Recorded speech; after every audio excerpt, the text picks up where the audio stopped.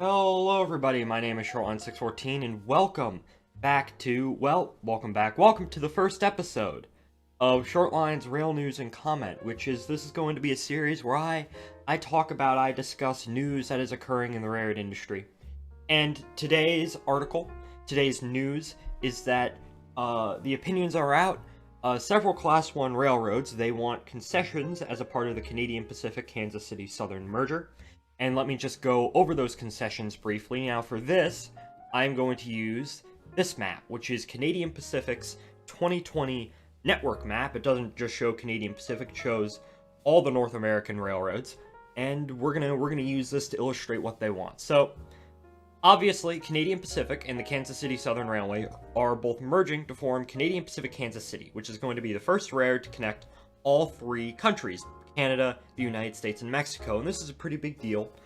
The first Class 1 railroad merger in over 20 years. And we knew that this would almost reshape the industry, reshape the map. And of course, other railroads that connect with the two, they want concessions out of it. So let's talk about some of those concessions right now. The first one up is Canadian National. Canadian National, who is in the light blue on this map. And Canadian National, they want the Kansas City Southern line linking Springfield, Illinois, and Kansas City and into East St. Louis. So on this map, that would be this green line. Kansas City Southern is in green from Kansas City up through Springfield and then to East St. Louis. This is a part of the former Alton, and at one point it was its own regional railroad, the Gateway Western, before Kansas City Southern came in and bought it in the late 90s. Now, this line, as it currently stands, it sees a couple of trains a day. It's primarily used by Kansas City Southern to connect with Norfolk Southern and CSX at East St. Louis. There's a fair amount of grain traffic on this line. However, it is not a very high-speed, high-density corridor. A lot of it's 25 to 40 mile per hour track. It's dark territory. There's a bridge at Louisiana, Missouri that requires, for especially long trains, doubling of trains.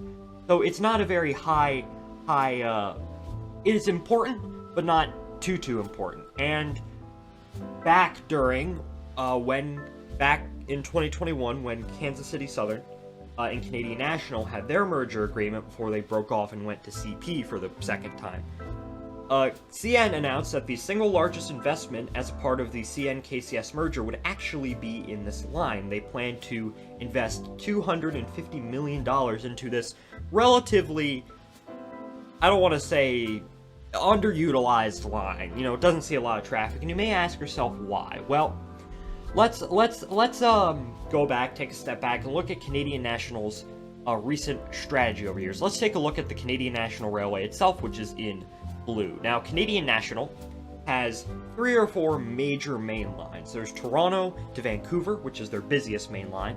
There's Winnipeg down to Chicago that they pieced together from various regional railroads in the 2000s. That's fairly busy. There's the former Illinois Central from Chicago to New Orleans. That is, of course, a very busy route as well.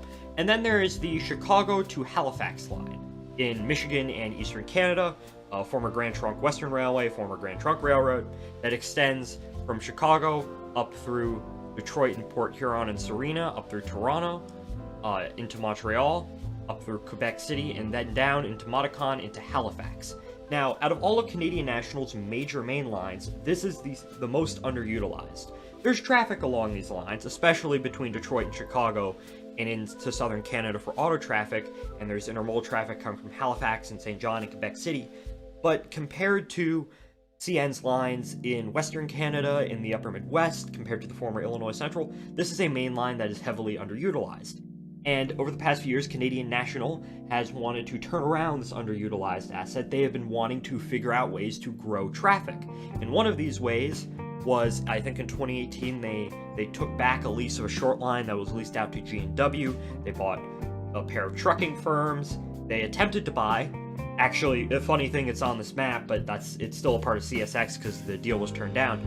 They wanted the Messina line from Montreal into Syracuse, New York, and they actually even struck a deal with CSX for intermodal service from New York to Toronto, through Buffalo, and up into Montreal. So they've been attempting to grow this line. Now, another thing you have to point out is the Canadian ports. Now, Canada has several major ports on the East Coast. There is St. John, there is Halifax, there is Quebec City, and then there's Montreal.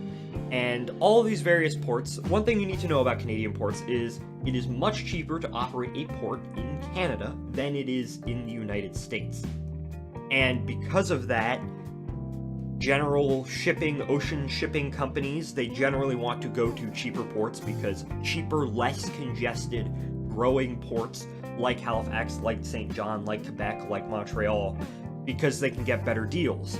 Going to a place like St. John or Halifax for your service, yeah, it's farther away from the market, but it is generally less expensive, and the shipment's going to be out on the water for less days than, say, if you go to New York or Philadelphia. Now, of course, in Norton Antivirus. Now, of course, in 2020. Canadian Pacific, they acquired the Central Maine and Quebec, which is the line east of Montreal, to get to St. John, and they have been wrestling away contracts from CN for traffic to Eastern Canada, to Chicago, and on to Kansas City. And what I think Canadian National, their intent in acquiring the Kansas City line, let me just get out a map. Let me go to the Surface Transportation Board document. There's the line in question, and there's the CN line in question. I think their intention is that they want to try and grow traffic along the eastern part of their railroad from these low-cost Canadian ports to Kansas City, which is in the heart of the continent. So they want this line. They want the Springfield to Kansas City to East St. Louis line. They want, I think, 8.3% Kansas City Terminal Railway. They also want trackage rights over Kansas City Southern from Kansas City to, I think, Pittsburgh, Missouri, which is the Kansas City International Gateway Intermodal Terminal is at, and they want the rights to use that as well. And in exchange, they would be giving CPKC haulage rights over this line, the rights to serve customers, and the right to interchange traffic with East St. Louis.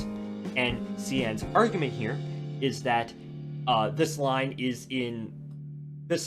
combined with CN sections of the former Illinois Central and the Grand Trunk Western and into Eastern Canada would form a competitive route with CPKC on this corridor, on this Eastern Canada Central United States corridor. And now, of course, Canadian Pacific, they have rebuted this. They said, well, our line, it doesn't parallel our line to Chicago. It stops in Springfield, Illinois. It stops significantly short of Chicago, so it's not a parallel line. It wouldn't form a freight corridor. KCS, there's no freight corridor there right now. KCS and CN don't even physically connect in Springfield. Only about 133 cars were interchanged between the two railroads there in 2019, and only 33 cars in 2020. So it's not they argue that it's not a particularly, it doesn't form a corridor that CN said it will. Does it have the potential, and this is where I'm going to get into my opinion, does it have the potential to become a corridor? Yes. This line, it's going to require a lot of work, $250 million to upgrade it, to get it to be competitive. But I do think if CN is able to acquire this line, they would be able to further compete against CP against this line. Now, the main question is whether or not the Surface Transportation Board would permit this. Would they permit it? Well, one half of me says no, because CP is right, honestly. There's no... the line between Kansas City and Springfield, it isn't directly parallel between the line between Kansas City and Chicago. They don't parallel each other directly. There's not really a whole lot of freight that moves there right now, and under the old rules where the STB would preserve competition, not competitors, which basically means if there's a competitive issue, you sell a line, we're not going to sell a line to give a competitor an advantage. There's no reason to sell it. Now, of course, over the past year or two, STB Chairman Mr. Oberman has become very concerned about competition. And I could potentially see him, in this merger, ordering the divestiture of this line to Canadian National. The line would require a lot of work, but Kansas City Southern, Canadian National in the past, especially with this Chicago to Winnipeg corridor, has been able to turn around lines that really didn't see a lot of trains. They weren't all that great, and they've been able to turn them around and make them good. Because if you remember back 10, 20 years, this was this line between Chicago and Winnipeg. It wasn't one railroad. It was the Duluth, Winnipeg, and Pacific, and the Duluth, Mesabi, and Iron Range, and the Wisconsin Central, and the Elgin, Joliet, and Eastern. And these lines didn't interchange a whole lot of traffic with each other, but Canadian National was able to come in, buy them, and make it work. So that's Canadian National's response. Now, Norfolk Southern. Now, of course, Norfolk Southern and Kansas City Southern, they share a joint venture. They jointly own the Meridian Speedway, which is this line between Meridian, Mississippi, and Shreveport, Louisiana. KCS owns 70%, NS owns 30%. Now, under the current agreement, Norfolk Southern is allowed to run intermodal trains over the Meridian Speedway between Meridian and Shreveport, and they also have haulage rights from Shreveport into Dallas. They want to expand, as a part, if CPKC goes ahead, they want to expand this. They want, instead of just being able to run intermodal trains, they want to be able to run intermodal trains, automotive trains, and premium boxcar traffic between Meridian and Shreveport, and also Shreveport and Dallas. So they want trackage rights over Shreveport and Dallas. Now, why is this the case? Well, currently a lot of traffic bound for Norfolk Southern from Texas to the southeast flows via this line. And Norfolk Southern, I guess they see that one way to grow this traffic would be to consolidate it under a single railroad. So instead of 2 or 3 railroads you're only dealing with one. And that simplifies things a lot for a shipper because, well, you don't have to contact 3 marketing departments. It's only 1 sheet of paperwork rather than 3. And I also think it's a play for so-called watershed traffic. Now, watershed traffic is basically traffic that flows through this artificial Chicago, St. Louis, Memphis, New Orleans dividing line between the Eastern and Western railroads. So an example of a piece of watershed traffic would be a boxcar of lumber going from Omaha to Indianapolis. And the Class 1 railroads, they don't really focus on this traffic a whole lot because they can only haul it for 100, 200 miles before they hand it off to another railroad.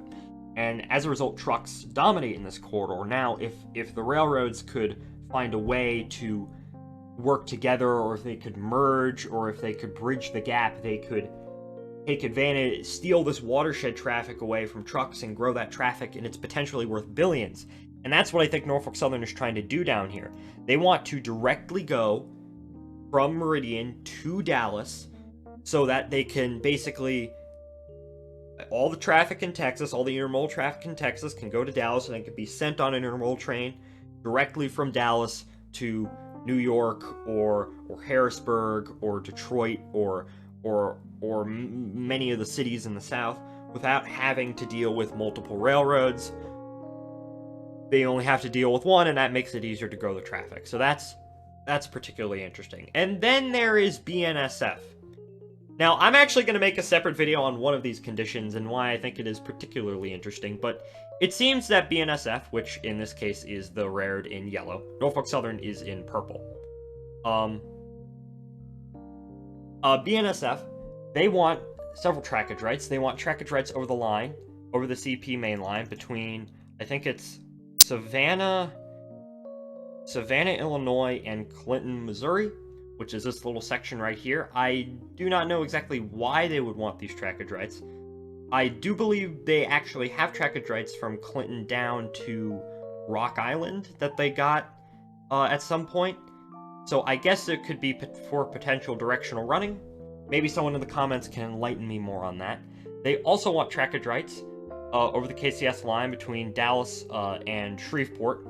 And the goal for this, or Minchin in Shreveport, I assume, and the goal for this is to connect with Norfolk Southern at the Meridian Speedway so that they can use the Speedway. They currently don't have any proper way to access this line, which is the best line in this general region. And then they also want trackage rights over Kansas City Southern, the Kansas City Southern line between Robstown, Texas, and Laredo, Texas, over the former Texas-Mexican Railway. And this traffic, this concession, these trackage rights would be contingent on them getting some kind of concession in Mexico. So we might be seeing BNSF de Mexico sometime within the next decade, and that is a very interesting possibility. BNSF out on the offensive again, you know, with them buying Montana Rail Link, or taking back control of Montana Rail Link, and now they're looking at Mexico. BNSF is really making moves. They're looking to expand their footprint in terms of railroading, and that is a particularly interesting possibility. Now, would they get this concession? It's under the old way the STB operated. I don't think so. But now that Chairman Oberman is in charge and he has this agenda of expanding railroad competition, which is, I want more railroad competition, I'm going to be frank about that. Will they get these rights? Maybe. It's possible. Will BNSF get these rights? It's possible. Will Norfolk Southern get these rights? It's also very possible. If Norfolk Southern gets those rights, what does that mean for the future of CPKC in this Dallas to Atlanta corridor? What does that mean? Would they sell it at some point? Maybe. Certainly, if that happens, if NS gets these rights, CPKC traffic along those lines, a lot of it will go away because a lot of it's destined for Norfolk Southern already. And at Meridian. And generally, a lot of us predicted this was going to happen. You know, whenever a Class 1 merges, if you look back in history, every single time there's been a big merger, even a smaller merger, like what's going on in New England right now with Pan Am Railways. There's always other groups that will try and come in and will try to use the situation to expand their market or get a line they otherwise should have. And I do think that if CP is smart, they could potentially deal with some of these railroads. They could come to terms with some of these railroads and say, all right, NS, all right, BNSF, all right, CN, you want those lines, you want those rights, give us something in return. Give us rights, for example, between Detroit and Kansas City over the Wabash, Norfolk Southern, or Canadian National, maybe you can give us access to Halifax or Prince Rupert. And BNSF, well, I don't exactly know what CP would want from BNSF. Probably access to potentially another Pacific port, maybe Seattle, maybe Tacoma. You never know. And it's going to be really interesting going forward in the next year to see what comes of this and whether or not a lot of these conditions are tacked on to the CPKC merger, whether or not CP and KCS come to a deal with these railroads for you give me access here, I give you access there. And honestly, I really do hope in the end that CP and KCS are able to make deals with a lot of these railroads, and as a result of this, competition will be expanded. Because CP is smart. They're easily, aside from BNSF, they're easily the smartest people in the Class 1 railroading industry right now. And if anyone can pull it off, it's probably them. So anyways, thank you for watching this very first long rambling episode of Shortline's Rail News and Comment. Well, I will see you in episode 2, which is probably going to be about BNSF to Mexico. So thank you everyone, and goodbye.